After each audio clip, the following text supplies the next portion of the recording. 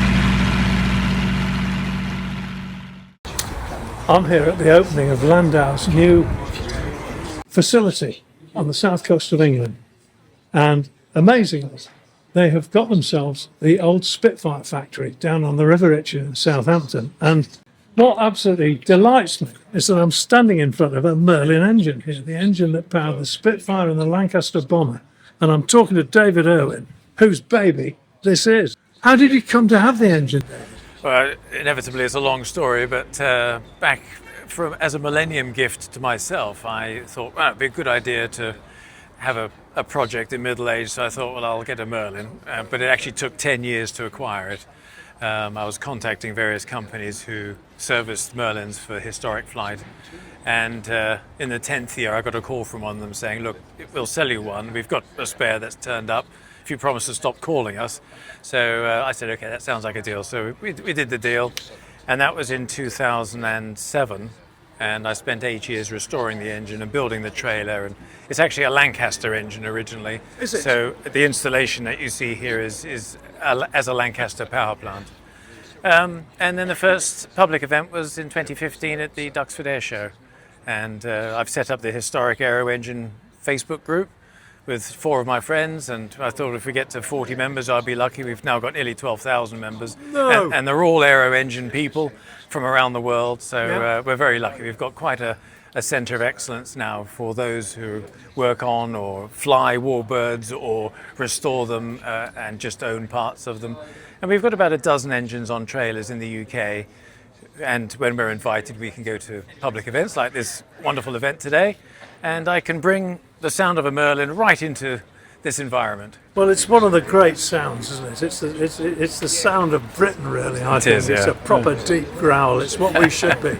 Never mind what we've become. This is the real thing. It's fantastic. It's certainly an iconic sound. Yeah.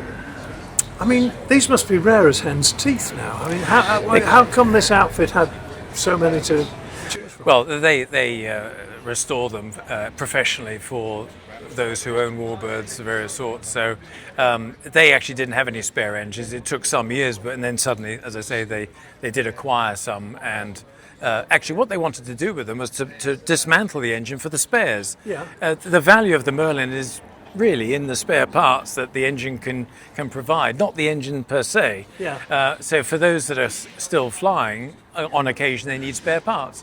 So the best thing to do is grab a complete engine, take it to bits, put it in boxes on a shelf, and then you've got your spares. But they were very kind that they were willing to sell me one. When I first saw it, it was upside down on a wooden pallet. It was really looking very sorry for itself. But as I say, it took 8 years to restore it, and there we are. And I can bring it and show all you good people to reminisce on the sound of such an iconic engine as it is. Well, really, I mean, that's about it for me, because I know about engines. I know more than the average bloke. I maintain my own 1949 Penta. Good. Literally, nuts and bolts. I do it myself. And I look at this, and I'm utterly baffled. You know, David. I can't see almost anything Anything I you recognise. except an exhaust. Yes, well, it is, in essence, it is a V12 petrol engine. So if one starts from that basis, of course, Rolls Royce in the 20s were doing things that companies think is novelty now. It's supercharged. It has 4 valves per cylinder. Never. Does it really? Yeah, overhead cam. You know, these are all relatively new concepts, but Rolls-Royce were doing it 100 years ago. What about the engines that the enemy were using? Did they have overhead cams and all this stuff? The Daimler-Benz engine in the Messerschmitt Fighter, of course, is an inverted V12. So it's not so much overhead cam, it's sort of underslung cam, or whatever the opposite is, because their engines were upside down relative to the way that we configure our aircraft. And the Focke-Wulf 190, of course, has a radial engine, so it's quite a different engine altogether. Yes. Do you know, I didn't know that. All I knew was that they arrived and they were very hard to get. Very hard to get, yeah.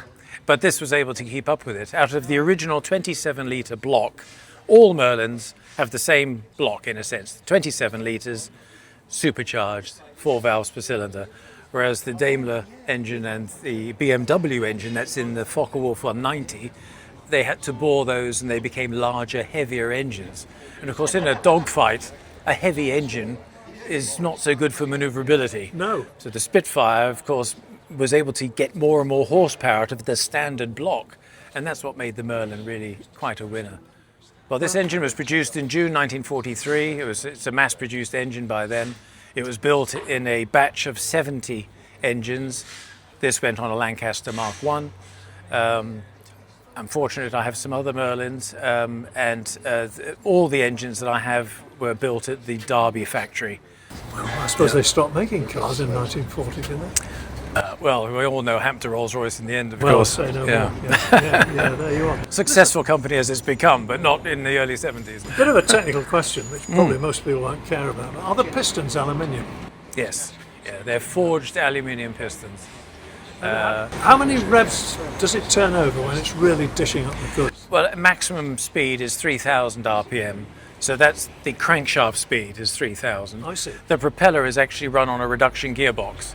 So bomber engines, being a Lancaster engine, the propeller runs at 42% the speed of the crankshaft. So when the engine's at maximum speed, the propeller's doing about 1350 RPM. The Spitfire and Hurricane, the gearing was slightly different. They ran at 47.7%. So a little bit faster, because it's a smaller diameter propeller, so they spin it a bit faster. And somebody had to work all that out. Yes, indeed. What clever men they were. How amazing. And it's a bit like a boat, because we have a reduction gear on the back of most engines in a boat, doing just the same job. Okay. I sort of imagined it was straight through. No, well, the prop shaft, as you can see, is quite high, Yes. relative, and the crankshaft is down here somewhere. But, of course, by gearing the propeller, you have massive torque, so you can swing a big propeller.